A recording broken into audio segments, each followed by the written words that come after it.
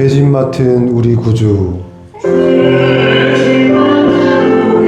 어찌 좋은 친구인지, 걱정 근심 무거운 짐 우리 주께 맡기세. 주께 고함 없는 고로 복을 받지 못하네. 사람들이 어찌하여 아랠 줄을 모를까. 시험 걱정 모든 괴로움 없는 사람 누군가. 부질없이 낙심 말고 기도드려 아뢰세. 이런 진실하신 친구 찾아볼 수 있을까? 우리 약함하시오니 어찌하니 아랠까?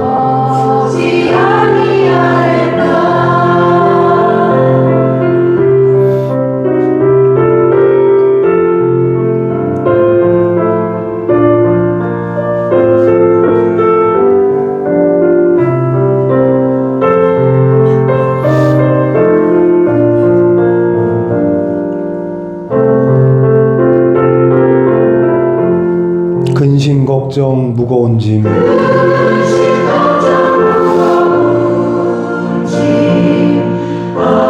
아니 진자 누군가. 피난처는 우리 예수. 주께 기도드리세. 세상 친구 멸시하고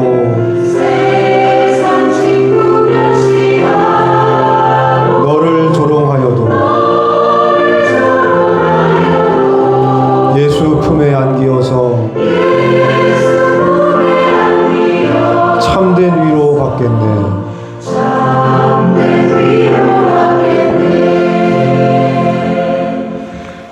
아멘.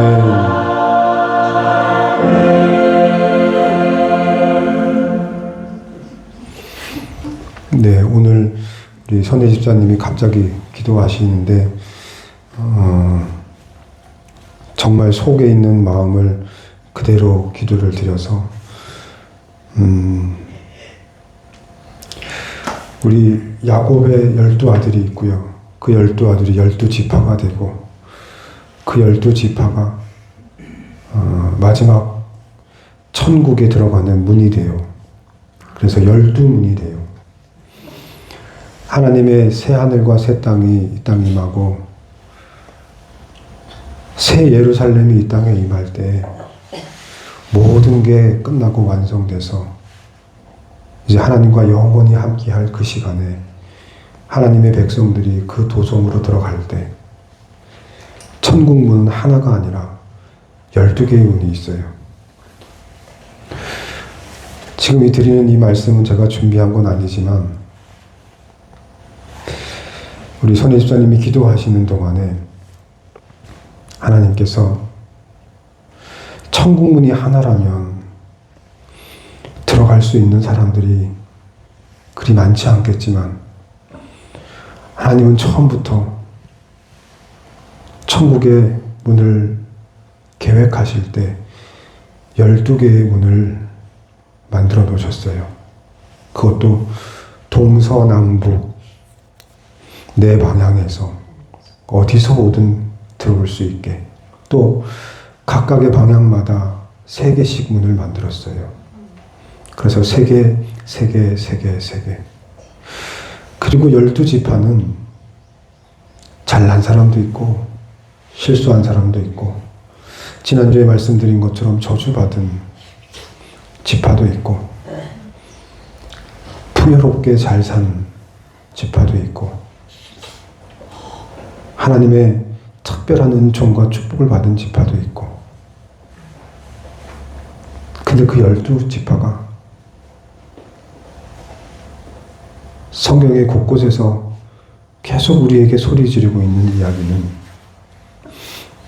천국에 들어가는 문은 이렇게 12개가 있어. 한 개의 문으로 하나의 색깔로 한 종류의 사람들만이 천국에 들어갈 수 있는 것이 아니라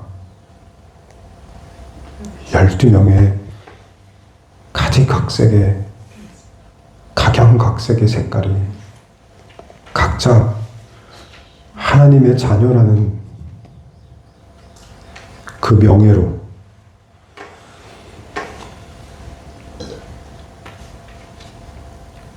하나님이 특별히 택하신 하나님의 자녀라는 그 권세로 천국에 들어가는 거예요. 그래서 우리가 남과 비교할 필요도 없고 남보다 못났다고 좌절할 필요도 없고 다른 사람보다 은혜를 덜 받았다고 실망할 필요도 없고 지은 죄가 많고 지은 실수가 많고 허물이 많다고 나는 천국에 못 들어가면 어떠지?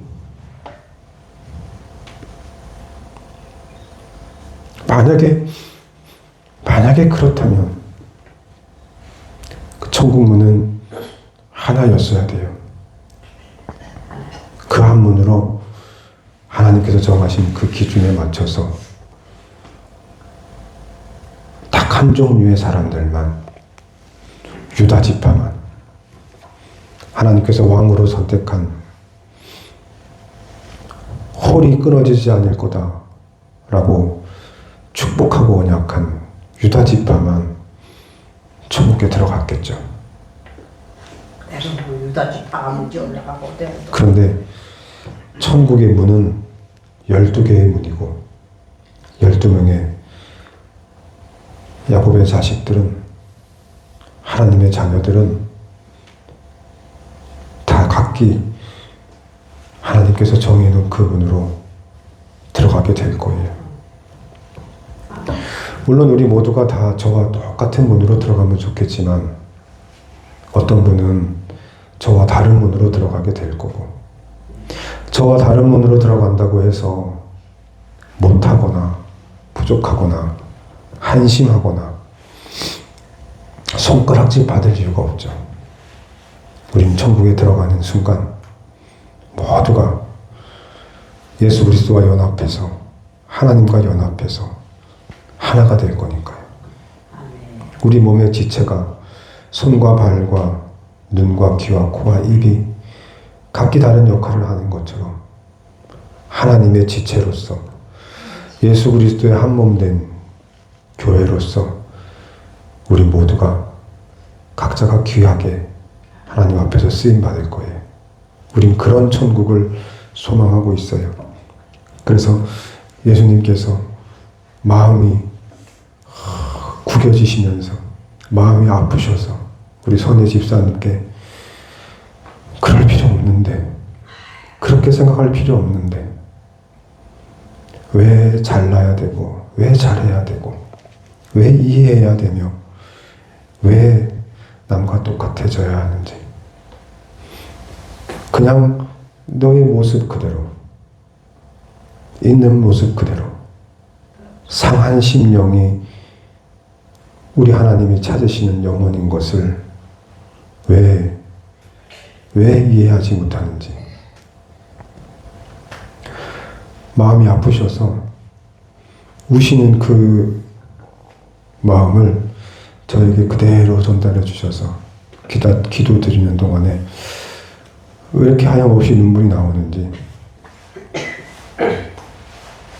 우리 선혜 집사님은 아버지 하나님의 마음을 조금 이해해 줬으면 좋겠어요. 우리 아버지 하나님은 못난 자식이라고 내치거나 잘 못한다고 호적에서 빼버리거나 그러지 않으세요.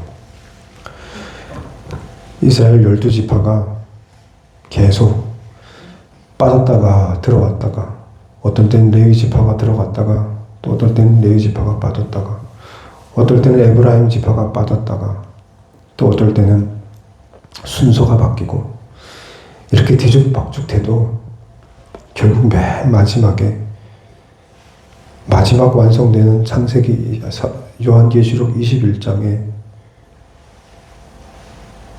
그 12문은 그대로 다 완성이 돼요. 베냐민 지파가 그 12문 중에 하나예요. 오늘 사사기 20장 말씀을 전하기에 앞서서 지금 이 말씀을 먼저 드릴 수 있었던 것도 하나님의 은혜고요. 베냐민 지파도 결국은 천국으로 들어가는 하나의 문을 담당해요. 부족하고 완악하고 못났지만 그 베냐민 지파도 천국의 문으로 우뚝 서요. 그 문으로 들어올 사람들이 많다는 거죠. 성격이 세죠.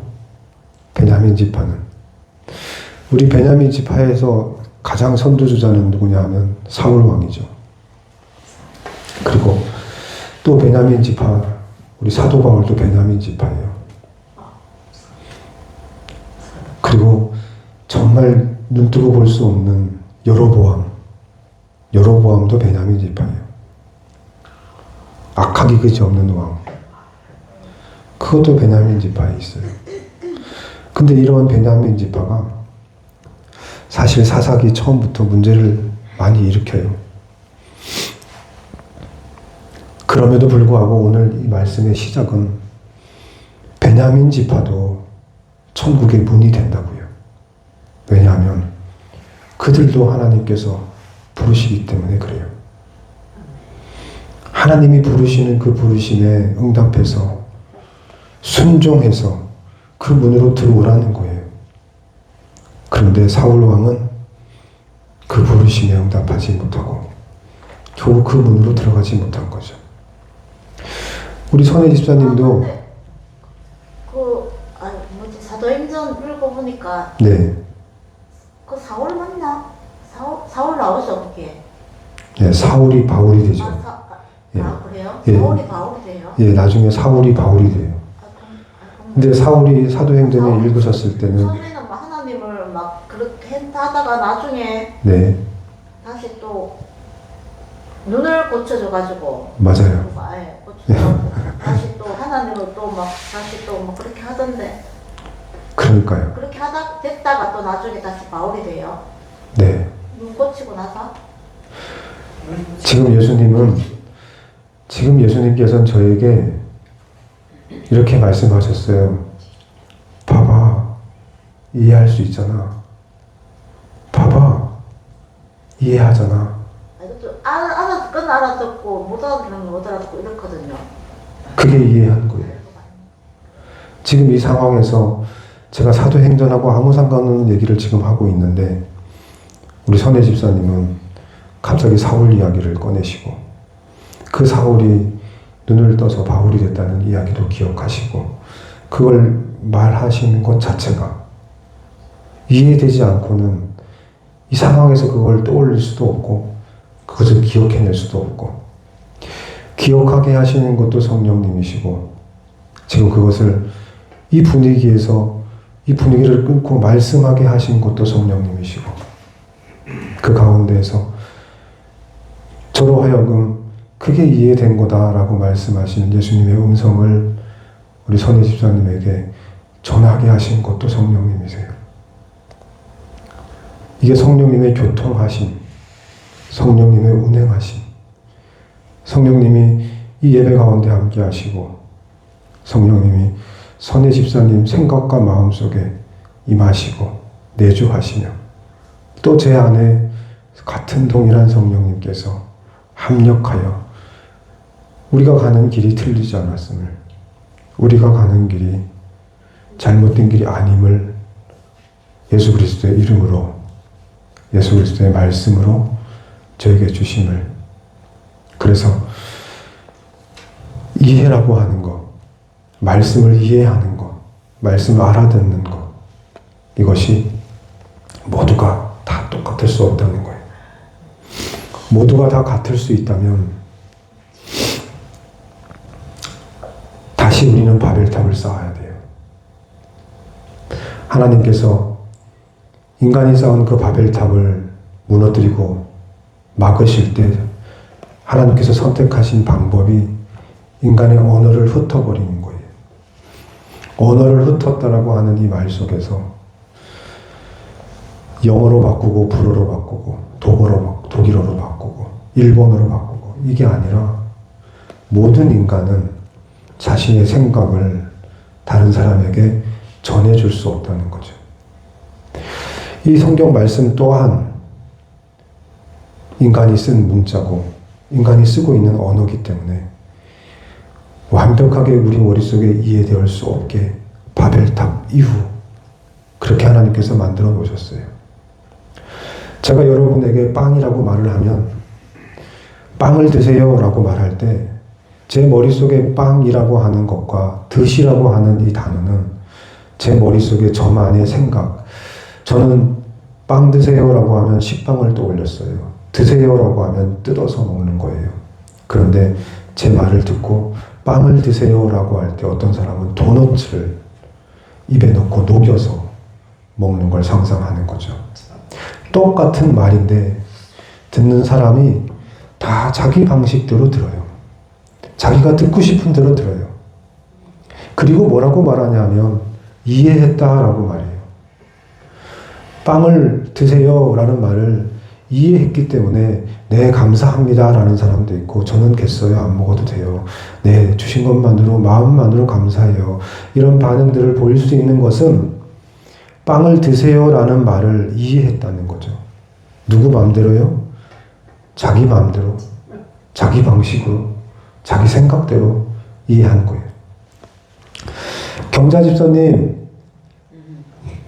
집사님, 네, 제 얘기 들리세요? 네. 그래서 우리는 모두 각자가 자기 방식으로 듣고 이해해요. 그럴 수밖에 없어요. 왜냐하면 그래야 사람이니까요. 그래야 인간이니까요. 그래야 하나님이 아니거든요. 사람이 하나님처럼 되려고 하다가 하나님께서 벌 주신 거예요. 너 절대 하나님처럼 될 수 없다. 하나님처럼 되기 위해서는 지금 이 시대가 만들고 있는 AI처럼 모든 정보가 왜곡 없이 어긋남 없이 그대로 저장되고 축적되면 그게 하나님처럼 될 수 있는 거예요. 인간이 바벨탑을 쌓을 수 있었던 이유는 그 전까지 바벨탑 사건 전까지는 모든 사람의 말이 그대로 모든 사람의 생각 속에 전달됐어요. 그러다 보니까 지식이 정보가 학문이 어마어마하게 발달하는 거예요. 제가 가지고 있는 모든 지식이 왜곡이나 어긋남 없이 그대로 내 자식한테 가는 거예요. 그러면 내 자식은 또 친구나 이웃에게 있는 모든 지식과 정보를 그대로 다 머릿속에 저장하고 축적할 수 있다고 생각을 해보세요. 그러면 인간이 얼마나 똑똑해지며 인간이 만드는 문화와 이 모든 것 기술들이 어마어마해지겠죠. 그래서 인간은 그럴 수 없는데 이 마귀라는 존재가 이 컴퓨터라고 하는 AI라는 걸 가지고 하나님의 그 전지전능함에 도전하려고 지금 하는 거예요. 지식과 정보가 그대로 다 모이고 축적되고 있어요, 지금. 어마어마한 지식과 정보가. 그러니 하나님과 맞설 수 있는 만큼의 힘을 가지게 된 거예요. 그러니 이 시대가 마지막 된 거예요. 하나님과 같이 되려고 할 때 하나님은 그걸 내버려 두지 않아요. 그렇게 제가 말씀드리고 싶은 것은 모두가 다 자신의 언어로 자신의 이해로 알아듣는다는 거예요. 여기 모두가 다 똑같이 알아들을 수 없어요. 그러면 하나님이 된 거예요. 그러면 하나님이 된 거예요. 우리 인간은 다 자기 수준에서 자기 멋대로 자기가 이해하고 싶은 대로 알아듣는 거예요. 이해하셨어요? 선혜 집사님?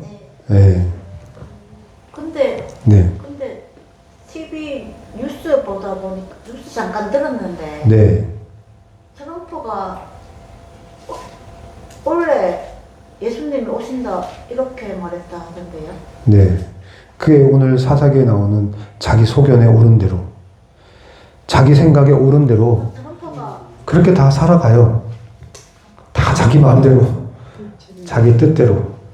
그게 잘못됐다는 게 아니라 이 시대는 그런 시대인 거예요.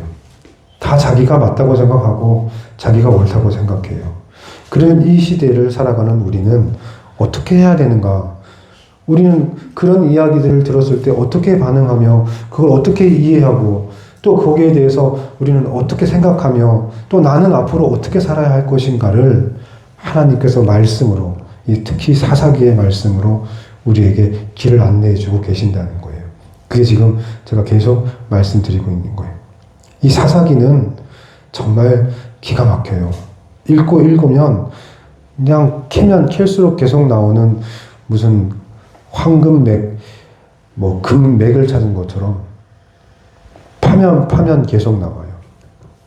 신기하고 놀라운 것들이 너무 많이 들어있어요. 사사기에는. 여기 나오는 숫자들을 더해도 새로운 의미를 발견할 수 있고요.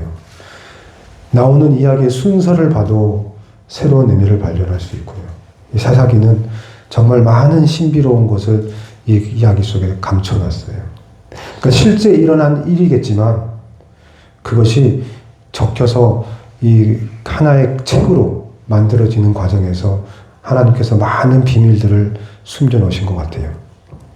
어쨌든 트럼프가 말한 올해 예수님이 온다, 이렇게 여기서 예수님이 온다, 이거는 성경책에 나와 있는 것처럼 사람들이 지금보다 더 많이 이제 됐다, 여기 예수님이 있다, 내가 예수님이다, 이제는 예수님이 오실 때가 됐다, 이런 말들이 많이 일어날 때, 그때가 마지막 때가 되었는데 그때 그런 사람들을 따라가지 말라고 성경에는 분명히 말하고 있어요. 그럼 누굴 따라가야 되느냐? 수요일날 말씀드렸다시피 하나님은 항상 먼저 우리에게 자신의 뜻을 알려주세요. 그게 뭔데? 라고 할 때 이 말씀을 통해서 하나님께서 미리 정하신 것, 하나님께서 미리 예정하신 것들을 우리에게 다 보여주셨어요. 그러니까 누가 더 이 말씀을 많이 보며 누가 더 이 말씀에 들어있는 하나님의 뜻을 더 분명하고 선명하게 알 것인지만 남은 거죠. 내가 할 수 없다면 나보다 많이 안 사람, 나보다 잘하는 사람에게 배워야 될 것이고, 또 내가 배우지 못하면 애를 써서라도 한 개라도 더 알려달라고 기도해야 될 거고, 하나님께서 직접 듣든지 아니면 내가 찾든지 아니면 누구한테 배우든지 해서 이 말씀을, 성경에 나온 말씀들을 누구보다 많이 알려고 애를 써야 돼요. 그런데 이제 집사님은 난 읽어도 이해가 안 돼요 라고 말하지만 그 이해라고 하는 것이 정해놓지 말라는 거예요. 이게 이해다라고 하는 거를 정해놓지 말라는 거예요. 조금은 알아듣겠는데. 네, 그 조금은이라고 할 때 그 밑에 숨겨져 있는 전제는, 그러면 그 조금은 이해가 아니고 이만큼이 되어야 이해라고 생각하는 그 집사님의 생각이 잘못됐다는 거예요. 그 조금은도 이해가 될 수 있다는 거예요. 네. 이제 제가 국어 수업으로 바꿔서 그러면, 제가 지금 교회지만 학원이라고 가정을 하고 제가 애들한테 수업하는 내용을 수업을 해볼게요. 제 학생들한테 이렇게 얘기해요. 모두가 똑같아요. 집사님하고 똑같아요. 선생님, 저는 이 지문을 읽으면 이해가 안 돼요. 너무 어려워요. 이런 아이들이 너무 많아요. 그래서 학원을 온 거죠. 그럼 저한테 부탁을 해요. 선생님이 좀 대신 좀 읽어주세요. 이해시켜주세요. 라고 말하면 제가 답하기를, 유용 집사님, 저는 답해줄 수 없어요. 이렇게 답해요. 아니, 학원에서 선생님이 그걸 안 해주면 그럼 누가 해요? 그거 하려고 수강료 내고 돈 내고 왔는데 저는 애들한테 나는 그걸 해줄 수가 없어. 그럼 왜요? 라고 질문하면 제가 답해주기를, 내가 이 글에 대해서, 이 지문에 대해서 설명하면 니네는 내 설명만을 제대로 된 이해라고 생각하겠지만 시험을 보면 지금 이 문제를 내는 선생님은 이 지문을 통해서 내고 싶은 선생님은 내 생각과 다를 수도 있어. 그러니까 너희가 지금 내 얘기를 듣고 내 설명을 절대적으로 무조건 맞다라고 믿는 그 순간부터 너네는 시험을 볼 때 문제가 생기는 거지. 그러니까 나는 가르쳐 줄 수가 없어. 두 번째는 너희들은 죽었다 깨어나도 나 정도의 이해를 가질 수 없어. 나는 이걸 직업으로 하고 있고 20년 넘게 했으니까 나는 진짜 전문가야. 그런데 너희가 내가 설명해주는 설명을 들으면 여기 있는 모두가 다 자신감을 잃어. 왜냐하면 나 정도는 할 수 없는데 저 정도 해야 되나 보다가 될 거거든. 아, 저 정도 이해되어야 저 정도 설명할 수 있어야 이해된 거구나 라는 기준을 설정하지. 그러면 그 기준 때문에 너희는 더 자신 없어지고 더 자신 있게 할 수 없게 돼. 결국은 나는 못해 하니까 이렇게 맨날 학원 와서 들어야 되고 맨날 이렇게 누구한테 배워야 되는 거야. 그러니까 나는 안 해. 가르쳐 주지 않아. 그냥 세 가지만 알려줄게. 지금까지 모든 학원에서 이해해라라고 말만 했지 이해된 상태가 어떤 상태인지는 아직 아무에게도 배우지 못했을 거다. 그러니까 이해가 되면 설명할 수 있어. 그게 이해야 라고 말하지만 그건 아니야. 설명할 수 있는 건 결과야. 이해된 결과. 내가 말하고 싶은 건 이해되는 조건, 이해가 되었다, 이해가 안 됐다 해서 이해가 되었다로 넘어가는 그 경계선의 조건이 뭐냐 이거야. 그 조건을 아무도 가르쳐 주지 않고 그냥 다 이해하라고만 말하니 나는 알려줄게. 그 조건이 있어. 이해된 상태가 되는 조건. 계속 할까요? 계속 알려드려요? 궁금해요? 아, 안 궁금해요? 궁금해요. 첫 번째 조건은 이해되기 위한 첫 번째 조건은 내가 나를 분리시켜서 내가 나와 대화할 수 있어야 돼요. 이게 1번이에요. 내가 나에게 묻기도 하고 내가 나의 말을 듣기도 할 수 있는 조건이어야 돼요. 이게 1번 조건이에요. 이게 무슨 말이에요? 라고 하면 이해를 하기 위해서는 반드시 청자가 있어야 돼요. 듣는 사람이 있어야 돼요. 그러니까 지금 제가 어떤 글을 읽을 때 듣고 있냐는 거죠. 누가? 내가. 근데 듣는 사람이 없어요? 그러면 독백이 되는 거거든요. 그럼 어떤 글이든 성경 말씀이든 우리가 읽는 신문 기사든 무엇이든 듣는 사람이 있어야 돼요. 그렇게 긴 사람은 거기에서 하시는 말씀 들어라. 이건 아니지. 우리 네, 들어야 돼요. 그러면 듣는 사람이 어떻게 있어야 되냐? 대부분의 사람은 독백을 한다는 거예요. 혼자 중얼거리고 떠든다는, 혼자 중얼중얼 된다는 거예요. 그러니까 공부 못하는 애들은 공부할 때 혼자 읽어요. 글을 쭉 읽어요. 듣는 사람이 없어요. 그러면 이게 왜 중요한가? 이게 왜 중요한가를 설명해야 되는데, 참 오늘 할 얘기가 있지만, 뭐 가보죠, 뭐. 이게 이렇게 되셨으니까. 뭐 가는 거죠. 제가 지금 말씀하고 있잖아요. 그쵸? 지금 이 설교, 이건 누가 말하고 있는 거예요? 하면, 지금 이 교실에 있는, 지금 여기도 마찬가지고, 대부분은 이렇게 답하죠. 선생님이, 전우사님이 말하고 있잖아요. 라고 말해요. 그러면 심각해져요. 심각한 문제가 발생해요. 왜냐하면 여기 모두가 다 그러면 제가 말한 걸 똑같이 머릿속에 기억하고 알아들었어야 되거든요. 근데 한 명 한 명 다 물어보면 지금 제가 한 명이 말하고 있는데 여기 모두가 다 다르게 말한다니까요. 제가 지금 무슨 얘기를 했는지. 재만 집사님 지금 제가 무슨 얘기했어요? 라고 하면 재만 집사님 뭐라고 말하는데 그 얘기가 은숙 집사님 다르고 우리 유용 집사님 여기 모두가 다 다르게 말해요. 지금 이해되세요? 제가 한 말이 무슨 얘기예요? 제가 지금 무슨 말을 했어요? 라고 물어보면 여기 있는 모두가 다 다르게 말한다니까요. 한 사람이 말했는데 왜냐하면 제가 지금 말을 하는 이 순간에 여기 있는 모두 여러분은 각자가 자기가 자기한테 자기 말로 얘기 말하고 있어요. 그래서 자기 방식대로 지금 자기한테 설명을 해주고 있는 거예요. 만약에 그걸 안 하고 있으면 아무 생각 없이 멍 때리고 있는 거죠. 만약에 제 얘기를 들으려고 한다면 제 말을 듣는 순간 빨리빨리 자기 생각으로 자기 말로 자기한테 막 얘기해 줘야 돼요. 제가 아까 말했잖아요. 빵이라고 말하면 빵이라는 단어를 듣고 각자가 자기가 생각하고 싶은 빵을 떠올려야 된다고요. 그래요, 안 그래요? 안 그래요? 그러니까 여기 모두가 다 지금 제 말을 듣고 있는 게 아니고 여기 모두가 다 자기가 자기 말을 하고 있는 거예요. 다. 지금 제가 말하고 있는 게 아니라고요. 그래서 구원은 자기가 이루는 거예요. 구원은 각자 자기가 이루어가는 거예요. 제가 아무리 외쳐도 이 말은 제가 할 말이고 그 말을 듣는 여러분께서 자기가 자기한테 다시 말해야 돼요. 자신의 언어로. 이거를 이해하셔야 돼요. 그걸 메타인지라고 해요. 메타인지는 동물한테 없어요. 사람한테만 있어요. 그 전두엽에서 그 활동을 해요. 이 뇌에서.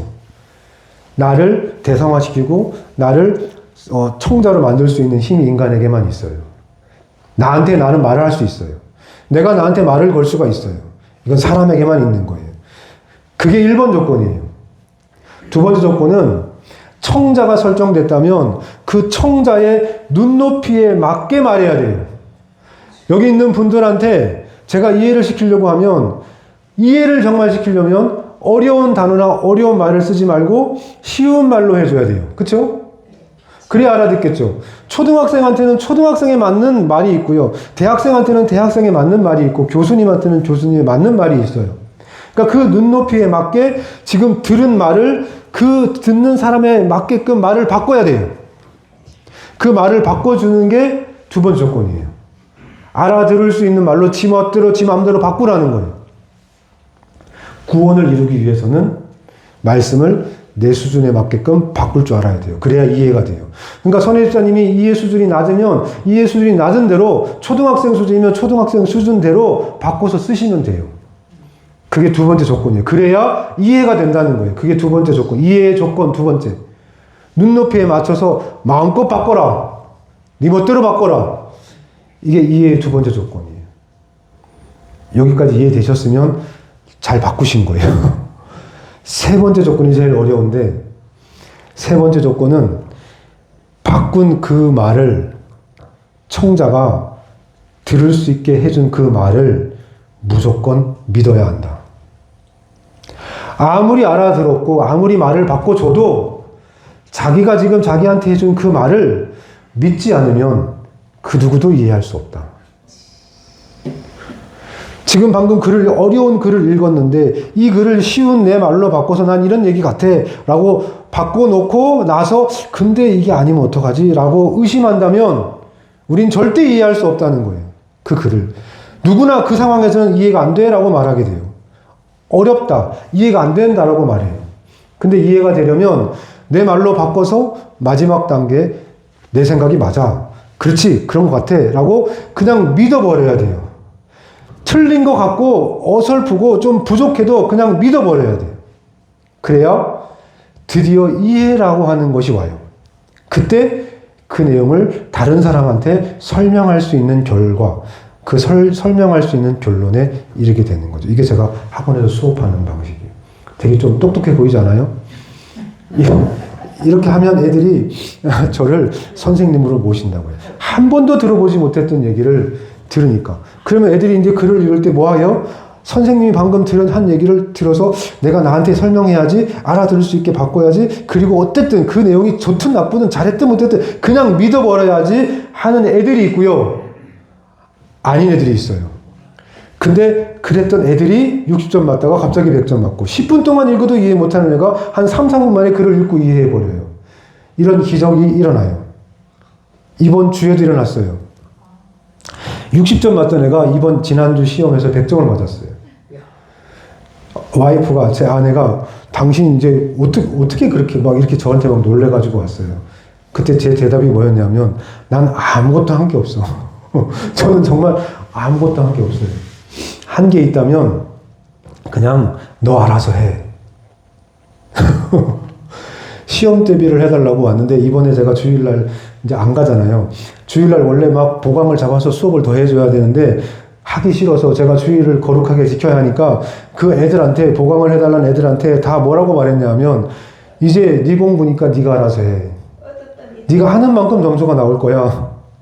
나한테 손 벌리지 마. 어떻게 이런 말을 할 수가 있어요? 돈 받고 하는 강사가, 학원 강사가. 그랬는데 그 얘기를 들은 학생이 60점짜리가 100점을 맞아가지고 문자를 보냈어요. 이번에 시험에 100점 맞은 학생이 3명이 고등학생. 이제 저는 유명해져가지고요. 대구에서도 와요. 대구에서 KTX 타고 대전에 와요. 2시간 동안 와서 1시간 반 수업을 듣고 다시 2시간 가요. 갑자기 이런 얘기를 왜 하고 있죠? 어쨌든 오늘 드릴 말씀은 이게 사사기 얘기가 정말 재미있는데 결론으로 가죠 뭐. 그러면 같은 얘기니까 어쨌든 이리 가도 저리 가도 어쨌든 다 못 알아들으시잖아요. 그렇죠? 그러니까 제가 뭐 다 빼놓고 가도 뭐 다 없애도 뭐 어쨌든 결론만 가면 되잖아요. 결론. 그렇죠? 아닌가요? 오늘 사사기의 결론은 사사기 1장과 사사기 20장은 서로 연결되어 있어요. 똑같아요. 사사기 1장 말씀 한번 볼까요? 제가 1장을 말씀 안 드리고 넘어왔거든요. 이때 이제 20장에서 쓰려고. 사사기 1장에 가면, 무슨 얘기가 나오냐면, 한마디로, 이제 여호수아가 죽고 이스라엘 족속들이 이제 이 가나안 땅을 점령하러 막 싸우러 가요. 근데 그 싸우는 과정에서, 보세요. 한번 들어보세요. 잘 들어보세요. 되게 중요한 얘기니까요. 1장 1절.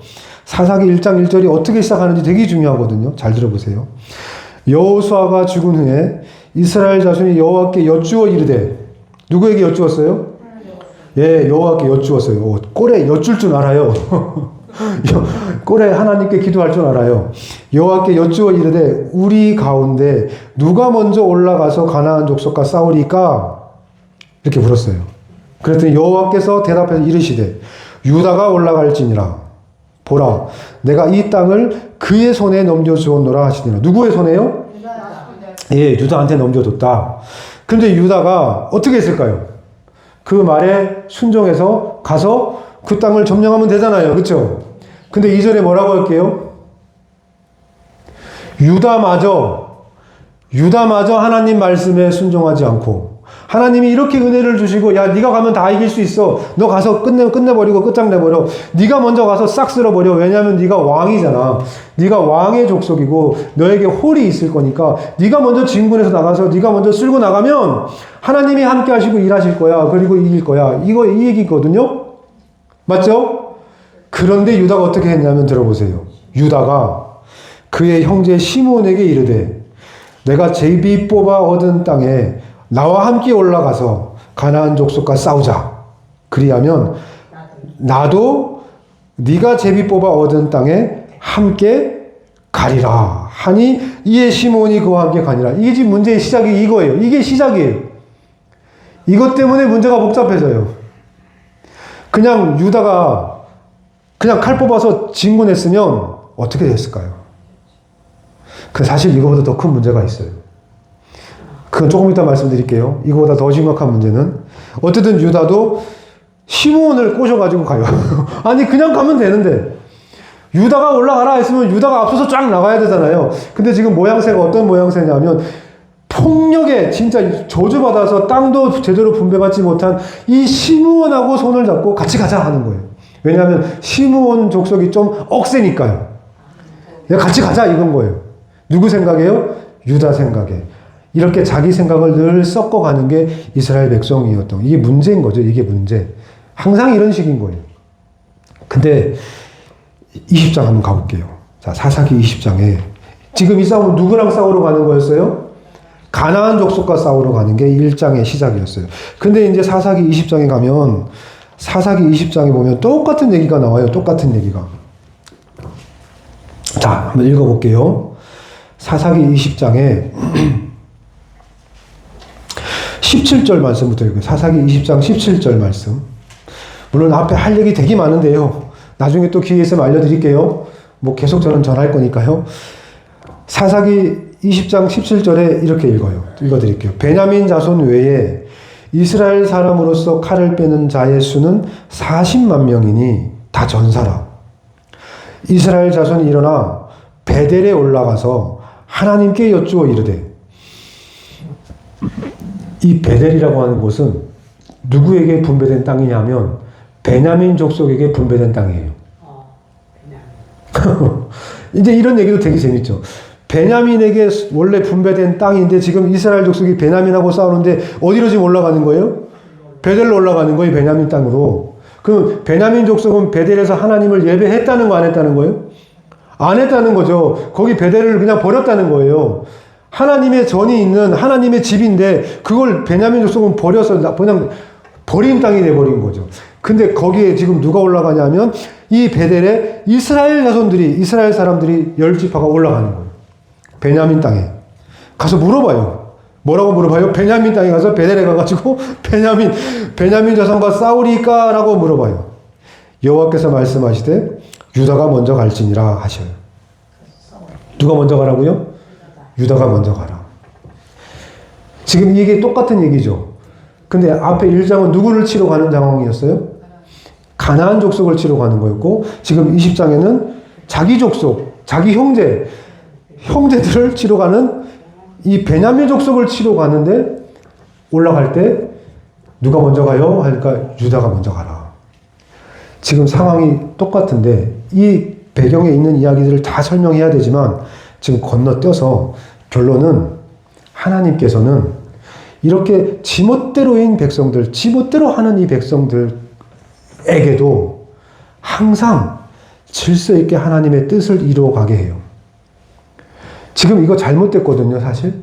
뭐가 제일 잘못됐냐면 우리의 기도가, 하나님께 아뢰는 대부분의 기도가 이런 식이라는 거죠. 하나님, 우리 중에 누가 먼저 올라가서 베냐민 자손하고 싸울까요? 이렇게 묻는다는 거예요. 이 기도가 잘못된 게 있어요, 없어요? 이 기도에 잘못된 거를 한번 찾아보세요. 뭐가 잘못됐죠? 하나님, 우리 중에 무슨 자손이 누가 먼저 올라가서 베냐민 자손과 싸워야 합니까? 라는 이 질문에, 이 기도의 내용에 결정적으로 잘못된 게 뭘까요? 네? 싸움. 맞아요. 집사님 대단한데요? 통했네요. 지금 누가 먼저 싸워요? 라는 질문보다 더 중요한 질문이 뭐예요? 하나님, 싸워요? 말아요? 저 싸울까요? 저 베냐민 지파가 내 형제인데 가서 싸울까요? 가서 붙어 한번 싸워줘요? 이게 먼저인데 지금 이 이스라엘 사람들은 뭐를 먼저 전제하고 가요? 하나님 나 싸울 거거든요? 이거잖아요. 그렇죠? 네, 하나님이 싸우라고 한지 안 한지도 모르면서, 하나님의 뜻이 싸우는 건지 아닌지도 모르면서 그냥 일단 싸우겠다는 거예요. 근데 싸우긴 싸울 건데 누가 먼저 가서 싸울까요? 이렇게 질문하는, 이렇게 기도하는 게 이게 우리의 기도라는 거예요. 이런 식이라는 거죠. 다 정해놓고 중요한 거 다 결정해놓고 마지막 요거 하나만, 하나님 근데 요거 이렇게 할까요? 저렇게 할까요? 이게 뭐가 중요해요? 싸울 건데. 우리의 삶 속에 이런 기도가 너무 많다는 거예요. 지가 다 정해놓고 마지막 요만큼, 그거는 별로 중요하지도 않아요. 그건 내 뜻, 그냥 이렇게 해도 되고 저렇게 해도 되니까 뭐 크게 중요하지 않다는 거죠. 뭐 유다가 먼저 가든, 아니 에브라임이 그때 셌으니까 에브라임이 먼저 치고 올라가든, 아니면 저 갓도 옛날에 잘 싸웠으니까 갓을 먼저 앞세우든, 그딴 건 사실 뭐가 돼도 상관없거든요. 유다든 갓이든 아니면 에브라임이든 므낫세든 사실 중요하지 않아요. 뭐 처음에 했던 뭐 누구죠? 레위가 먼저 나가도 되죠. 뭐 제사장 지파가 먼저, 레위는 뭐 상관없다는 거예요. 지금 뭘 먼저 정해놨어요? 싸우는 건 지가 정한 거예요. 싸우겠다는 거는. 사실 이걸 물어봤어야죠. 싸울까요, 이거? 보세요. 여호수아는 어땠어요? 싸울지 말지부터 물어봐요. 하나님께 여리고성 앞에서 지금 전쟁을 치러야 되는 상황에서 하나님께 먼저 여쭙고 하나님의 답이 뭐였죠? 싸우라가 아니라 청을 돌라였어요. 요단강을 건널 때는 어떻게 했어요? 요단강 피해서 가라, 돌아가라가 아니라 뭐를 앞세워요? 언약궤를 앞세워요. 이게 하나님의 뜻이에요. 힘센 장정이 먼저 가서 힘없는 사람을 부축해서 가라. 이게 현실적인 얘기지만 하나님이 원하셨던 것은 언약궤를 앞세워라. 나팔을 불어라. 뭐 이딴 거예요. 우리 하나님은. 하나님의 뜻은 늘 이런 식이에요. 그걸 늘 말씀 속에서 하나님께서 먼저 보여주시고 미리미리 알려주셨음에도 불구하고 인간은 자신의 뜻을 먼저 앞세워서 자신의 기도를 먼저 해요. 내가 마음에 드는 걸 먼저 하나님 앞에 앞세워요. 하나님, 내가 이렇게 할 건데, 내가 이렇게 할 건데요. 요거는 이렇게 할까요? 저렇게 할까요? 끝에다가 하나님한테 살짝 붙여주는 기도를 너무 많이 하니까 제발 그런 기도 좀 하지 마라. 이 하나님 말씀하시는 거예요. 언제 이렇다고요? 언제? 마지막 때에 마지막 시즌. 하나님이 왕이 오시기 적그리스도가 나타나기 바로 직전에 이 교회는 이 예배는 다 하나님을 저 뒷전에 놓고 모두가 자기 생각, 자기 뜻대로 자기 기도, 자기의 생각이 관철되기를 원한다는 거예요. 그리고 하나님은 도구인 거예요. 그런데도 하나님은 그런 인간들 가운데서 굽히지 않고 하나님의 질서와 하나님의 섭리와 하나님의 약속을 절대로 어기지 않고 이루어내신다는 게 문제예요. 지금 여기서. 싸우는데 누가 먼저 올라갈까요? 라는 그 질문 속에서 싸울지 말지도 물어보지 않는 이 인간들에게도 하나님의 자비하심은 여전히 유효해서 거기서 하나님 마음을 꽉 누르고 그 분하는 그 갑자기 화나는 그 마음을 꽉 누르고 한마디 해주는 거죠. 그러면 유다가 가. 이렇게. 네가 그래 싸우고 싶어? 그래 사실 안 싸워도 되지 않아요? 지 형제인데 굳이 이렇게 싸서 막 피를 봐야 될 상황이에요? 아니잖아요. 그런데 싸우겠다는 거예요. 근데 그걸 하나님께서 인정해 주신다고요. 그렇다고 하나님의 뜻을 바꾸시는 게 아니라 그것을 인정해 주면서도 여전히 그렇다면 유다를 유다를 앞세워. 왜죠? 그게 하나님의 뜻이었으니까요. 그 유다를 통해서 다윗이 나오고 그 유다족 속에서 예수 그리스도가 나오니까 야, 항상 무슨 싸움이든 유다를 앞세우기만 하면 돼. 네가 잘못했든 네가 뭔가 선택을 잘못했든 네가 뭔가 잘못 착각을 했든 좋아. 다 괜찮아. 그런데 이것만은 기억해. 먼저 그의 나라와 그의 의를 구해. 네가 저지른 실수, 네가 잘못 판단한 거 다 좋아. 그런데 하나님의 뜻이 이루어지기 위해서는 무조건 오직 예수 그리스도, 오직 그의 나라와 그의 의가 먼저만 가준다면 그 뒤에 내가 또 해결할게. 내가 또 조정해서 가볼게. 이게 하나님의 뜻이에요. 네가 잘못된 판단을 하더라도 말씀대로 여호와가 말씀하시기를 축복하시기를 약속하시기를 유다에게 영원한 홀이 있을 거다. 유다에게 왕이 나올 거고 유다의 이 왕은 유다의 이 왕 지휘권은 영원히 변함없을 거다라고 하나님께서 명하셨고 약속하셨기 때문에 우리는 그 약속에 의지해서 그래도 문제가 생기면 하나님의 약속대로 가려고 몸부림을 치고 있으면 그 뒤에 합력하여 선을 이루신다는 거예요. 다시 어긋난 거 다시 바로잡고 다 뿔뿔이 흩어진 거 다시 바로잡아요. 이게 하나님의 방식이에요. 보세요. 이 유다는 계속 앞세워요. 하나님께서 계속 유다를 앞장세워요. 이게 하나님의 뜻이에요. 그러면 신약에 가면 안 그래요? 똑같아요. 이스라엘 지파가 마지막 하나님의 새 예루살렘에서 12개의 문이 이스라엘 12지파의 문이 있으면서 동시에 밑에 기초석이 있는데 그 기초 12문 그 문지방 문틀이 12제자예요. 12제자는 그러면 누가 앞서야 돼요? 하나님의 법칙이 원리가 있어요. 누가 앞장서야 돼요, 항상. 왜요? 주는 그릇이듯이요. 살아계신 하나님의 아들이라는 이 고백 위에 내 교회를 세울 거다. 그러니 네가 내 수제자고 네가 바로 내게 복받은 자고 너를 통해서 교회가 커질 거다. 이게 베드로예요. 신기하게도요. 구약에 있는 12지파가 유다를 제외한 밑에 있는 지파들이 계속 엎치락뒤치락 순서가 바뀌고 이랬다 저랬다.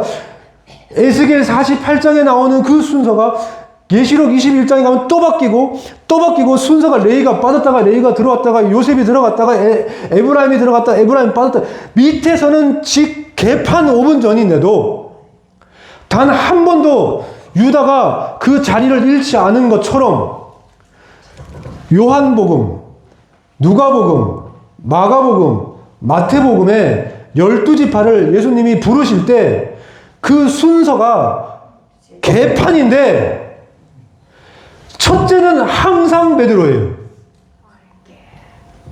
부르는 순서가 예수께서 부르는 순서가 마태, 마가, 누가, 요한이 다 달라요. 그런데 첫째는 한 번도 변함없이 베드로예요. 시몬 베드로가 1번으로 나가요. 하나님께서 지금 생각하시는 것은 우리 삶의 우선순위, 우리 삶의 가장 중심에, 그러니까 에스겔 48장에 하나님의 성이 나오는데 그 성의 맨 가운데에 지파들한테 땅을 다 분배해주고 맨 가운데 하나님의 성전이 서요. 네가 하나님을 중심에 놓고 하나님을 최우선에 놓고만 살아간다면 나머지 다 괜찮아. 아무리 바뀌어도 내가 바꿀 수 있어. 그 정도 허용할 수 있어. 그 정도 참아줄 수 있어. 근데 맨 먼저인 유다가, 맨 먼저인 예수 그리스도가, 맨 먼저인 베드로가 하나님께서 정해놓은 가장 우선순위가 나 외에 다른 신을 섬기지 말라라고 하는 이 첫 번째 개념이 흔들리면 나 용서 못해. 이게 하나님의 뜻이에요. 그래서 우상을 섬긴 단지파는 계속 밀려나가요. 그래서 계시록 7장에 없어요. 안 나와요. 그런데도 그것도 마지막 21장에 가면 또 회복시켜요. 하나님은 결국 다 회복시키기를 원하세요. 물론 벌 받죠. 물론 쫓겨나죠. 물론 문제가 생기죠. 하지만 하나님의 뜻은 다시 품기를, 가룟 유다마저도 마지막까지 손을 내밀어서 네가 안 갔으면 좋겠어. 너 나를 팔지 않았으면 좋겠어 라는 마음을 하나님은 가지고 계시다고. 다 회복되길 원하세요. 그게 하나님 마음이세요. 그러니 오늘 선혜 집사님이 기도한 건 하나님의 마음에 그래, 근데 나 너를 놓을 수가 없다. 근데 나 너 포기 못해. 너는 계속 이해 못한다고 그렇게 투정돼도 괜찮아. 난 너 포기 못해.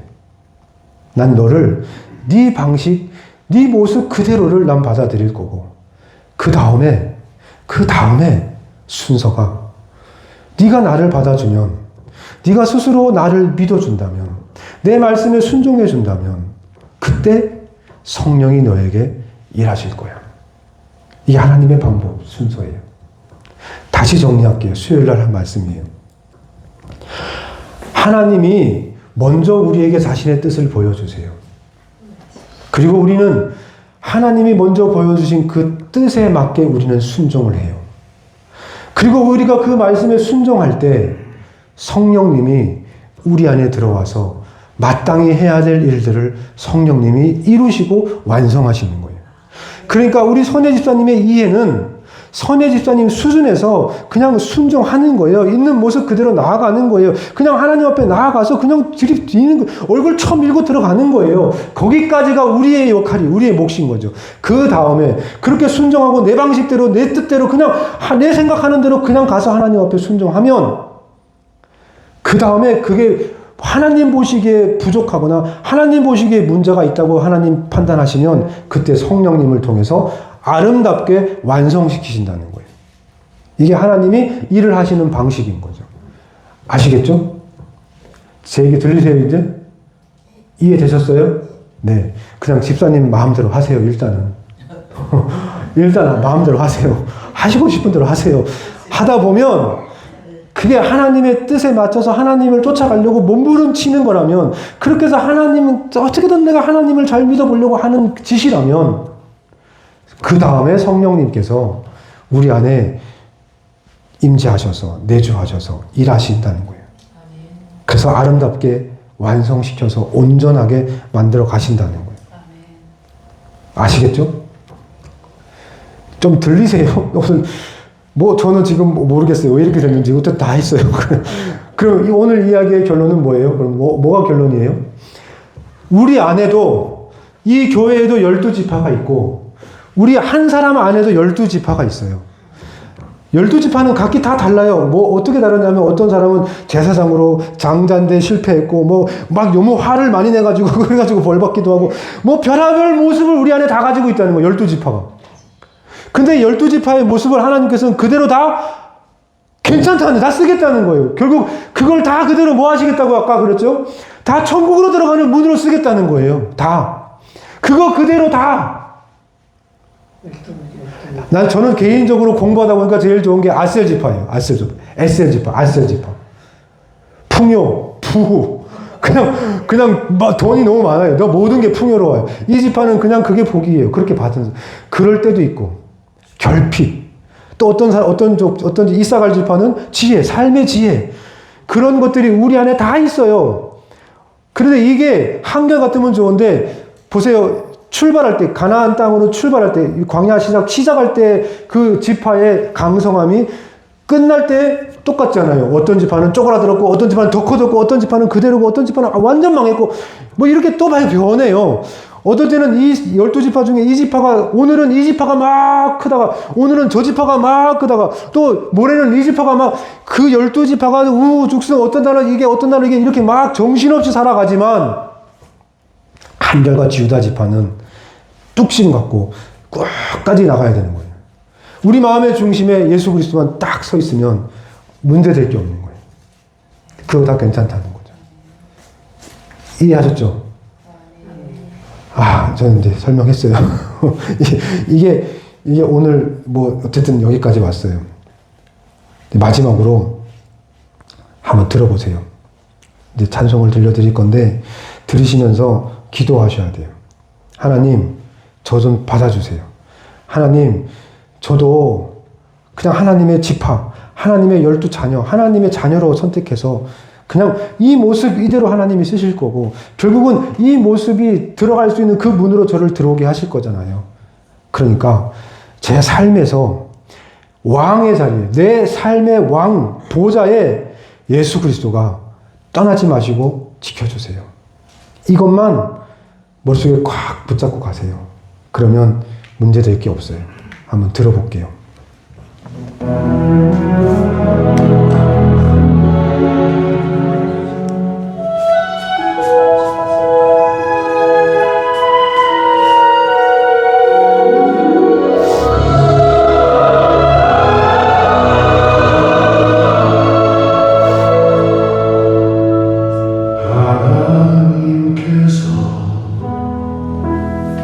지으신 모든 것이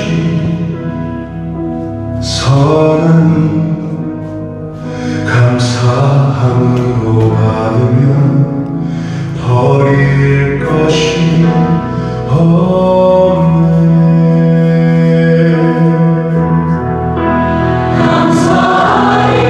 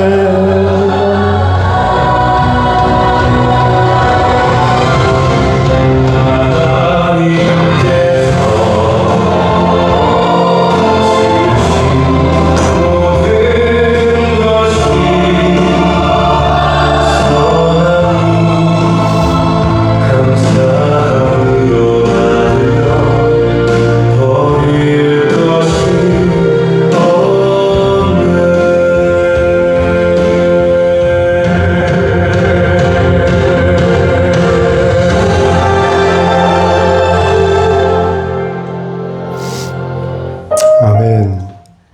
하나님, 기도할게요. 하나님, 12지파가 각기 다른 모습으로 칭찬받을 때도 있고, 혼날 때도 있고, 쫓겨날 때도 있고, 다시 부르실 때도 있고, 그렇게 각양각색, 각가지 모습으로 그런 인생을 살아갔지만, 우리도 똑같아요. 좋을 때도 있고, 기쁠 때도 있고, 괴로울 때도 있고, 포기하고 싶을 때도 있고, 그럴 때마다 우리 하나님께서 그 모든 것을 감사함으로 받을 때 하나님은 선하시니 하나님의 그 선하심으로 그 모든 것을 하나님의 뜻 가운데로 인도하여 주실 것을 믿습니다. 하나님의 선하신 뜻이 하늘에서 이루어진 것 같이 이제 이 땅에서도 이루어지기를 간절히 기도합니다. 하나님, 우리의 중심에 예수 그리스도를 늘 모시고 살아갑니다. 그 예수 그리스도가 우리의 중심에서 떠나지 않게 하시고 성령님께서 우리 마음 가장 깊은 곳 가장 중심에서 떠나지 않기를 간절히 기도합니다.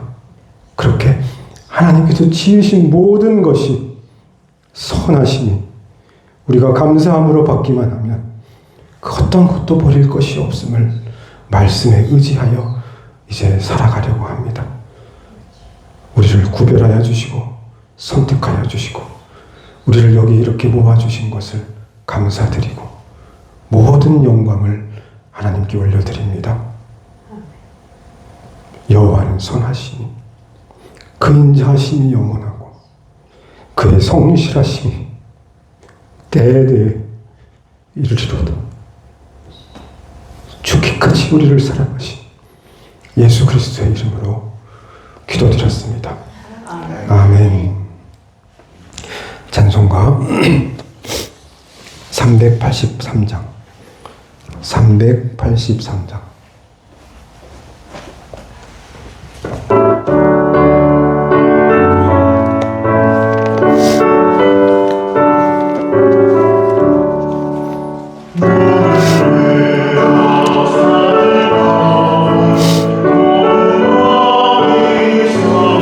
천지 지은 주 하나님 나를 도와주시네. 나의 발이 실족 않게 주가 깨어 지키며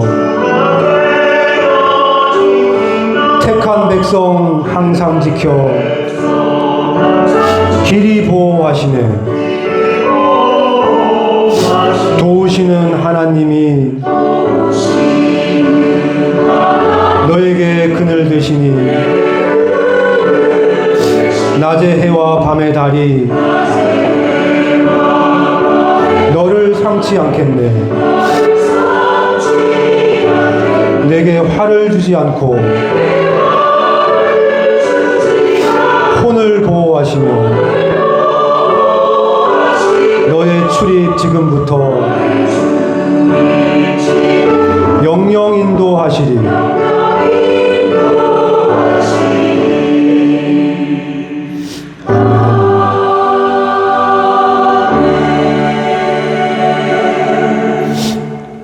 목사님 나오셔서 축도하심으로 예배 마치겠습니다.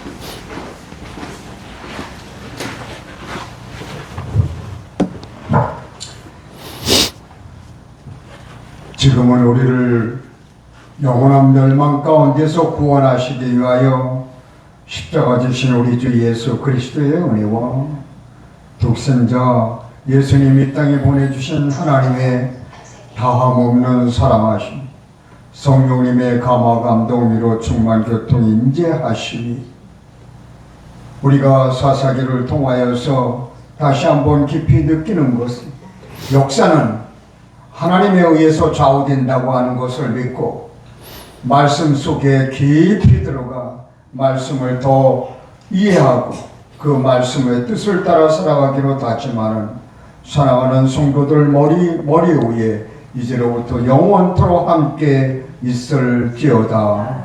아멘. 아멘.